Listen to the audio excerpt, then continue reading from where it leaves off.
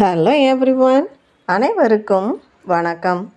வாங்க பேசலாம் ஆங்கிலத்தில் என்ற தலைப்பில் டே 10க்கான வீடியோ இன்றைக்கி நம்ம பார்க்க போகிறோம். அதில் நம்ம டெய்லி பயன்படுத்தக்கூடிய சிம்பிள் சென்டென்சஸ் கொஞ்சம் பார்க்கலாம். வாங்க படிக்கலாம். நாம் இன்றைக்கி நம்ம செய்யக்கூடிய செயல்களை சிம்பிள் சென்டென்சஸில் பார்க்க போகிறோம். ஃபஸ்ட்டு பார்த்திங்கன்னா ஐ கோ to school.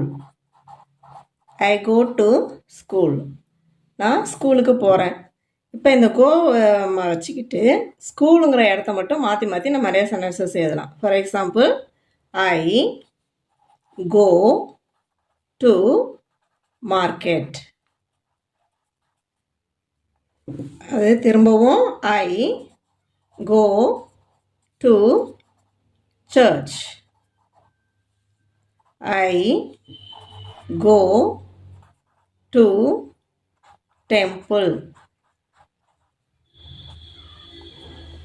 I go to park. I go to the beach. இங்கே த சேர்த்து எல்லாத்துலேயுமே சொல்லலாம். அடுத்தது ஐ கோ ஹோம். நான் வீட்டுக்கு போகிறேன் அப்படின்னு சொல்லும்போது அது என்னோட நம்ம வசிக்கக்கூடிய இடம், அதனால் இங்கே டூ வராமல் ஐ கோ ஹோம் அப்படின்னு சொல்லணும். மீதி எல்லாத்துக்கும் நம்ம டூ போட்டு சொல்லியிருக்கோம்.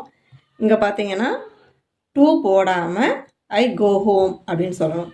ஐ go to school, I go to market, I go to church, I go to temple, I go to park, I go to the beach, I go home, I go for work. நான் வேலைக்கு போகிறேன். இடத்துக்கு போகிறோம் அப்படின்னா two போட்டு சொல்லணும். ஆனால் நான் எதுக்காக போகிறேன் அப்படின்னு சொல்லணும்னா for work, for cinema, I go for cinema.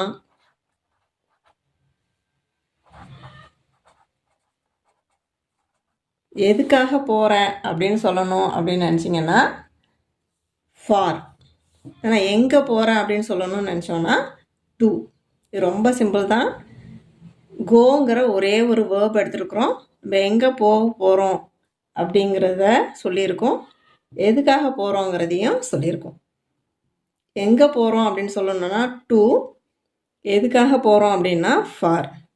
திரும்ப வாசிக்கலாம். I go to school, I go to church, I go to park, I go home, I go to market, I go to temple, I go to the beach, I go for work, I go for cinema. இதே போல் நிறையா இருக்குது. So வேறு verb வச்சு சொல்லலாம். she cooks food. அவங்க சமைக்கிறாங்க. cooks food, அவங்க சமையல் செய்கிறாங்கங்கிறதே. prepares food. இல்லைனா she makes food. இல்லை எது வேணாலும் சொல்லலாம். she cooks food, she prepares food, she makes food. இப்போ இந்த ஃபுட்டுங்கிற இடத்துல நம்ம ஸ்பெசிஃபிக்காக நம்ம சாப்பிடக்கூடிய சாப்பாட்டோட பேரையும் சொல்லலாம். என்ன சொல்லலாம்? she cooks biryani, she prepares dosa, she prepares chapati, she prepares biryani, she makes idli. இப்படி இங்கே என்ன சாப்பாடு நம்ம செய்கிறோன்னு சொல்ல விரும்புகிறோமோ அதையும் இங்கே நம்ம யூஸ் பண்ணி பேசலாம். இதுக்கு நம்ம ரொம்ப யோசிக்கணும்னு தேவையே இல்லை. யார் அந்த ஆக்ஷனை செய்கிறா, என்ன செய்கிறாங்க, எங்கே செய்கிறாங்க, இது மூணையும் நம்ம யோசிச்சுக்கிட்டு நம்ம அப்படியே எழுத வேண்டிதான். இதுக்கு ஒரு ஒரு வார்த்தைக்கும் நம்ம தமிழ் மீனிங் தேடிக்கிட்டு படிக்கணுங்கிற அவசியமே இல்லை. நான் போகிறேன், ஸ்கூலுக்கு போகிறேன், எப்படி சொல்கிறது? நான் ஐ கோ ஸ்கூல், இடத்த சொல்கிறதுனால to, I go to school. So இப்படி இந்த சென்டென்சஸை திரும்ப திரும்ப நீங்கள் சொல்லி பார்க்குறீங்க, இல்லை மற்றவங்கள்ட்ட பேசி பார்க்குறீங்க அப்படின்னா ஆட்டோமேட்டிக்காக வந்துடும்.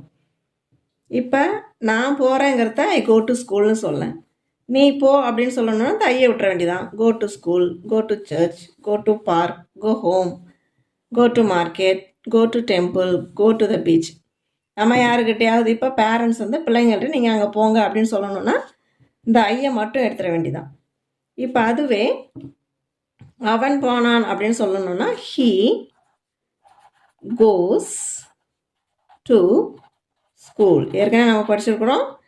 ப்ரெசண்ட்டில் நம்ம சொல்லும் பொழுது ஆக்ஷன் நடந்துட்டு இருக்கும் பொழுது இந்த வேர்ப் he she இட்டுக்கு மட்டும் எஸ் சேர்க்கணும்னு சொன்னோம். ஒரு சில வேர்ட்ஸில் இது மாதிரி இஎஸும் சேர்க்க வேண்டி வரும். இஎஸும் நம்ம சேர்க்க வேண்டி வரும். அதுதான் he goes to school. she வந்ததுனாலும் goes to school அப்படின்னு வரும். ஸோ இதே மாதிரி சிம்பிள் வேர்ப் அதோட நம்ம என்ன செய்ய போகிறோம், எங்கே செய்ய போகிறோம் அப்படிங்கிறத ஆட் பண்ணி நம்ம நிறையா சென்டென்சஸ் உருவாக்கி பேசி பழகலாம். Thank you and let's meet in another video.